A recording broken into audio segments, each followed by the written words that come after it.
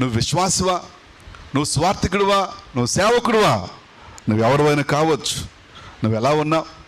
నేను ఎలా ఉన్నాను? ఏసేపు జీవితాన్ని మనం చూస్తూ ఉన్నాం. అన్నయ్యలకు అసూయ వచ్చేసేసింది. ఏసేపుని ఏదో ఒకటి చేయాలి, ఏసేపుని నా దగ్గర నుంచి దూరం చేయాలి, ఏమండి కుటుంబం నుంచి వేరుపరచాలి. ఏమండి జాగ్రత్త గమనించాం. కాబట్టి చాలా సందర్భాల్లో మనం ఒకటి అనుకుంటూ ఉంటుంటే దేవుడు ఇంకోటి అనుకుంటాడు. కారణం ఏమిటంటే మనం ఆలోచించిన ఆలోచన దేవుని సంబంధమైంది కాదు, అది మన ఆలోచన. కాబట్టి శరీర తత్వము, శరీర కార్యాలు, శరీర స్వభావము, పాత స్వభావాన్ని మనం విడిచిపెట్టాలి. పైకి మాత్రమే భక్తిపరులు, పైకి మాత్రమే దేవుని పిల్లలని చెప్పుకుంటుంటాం, పైకి మాత్రమే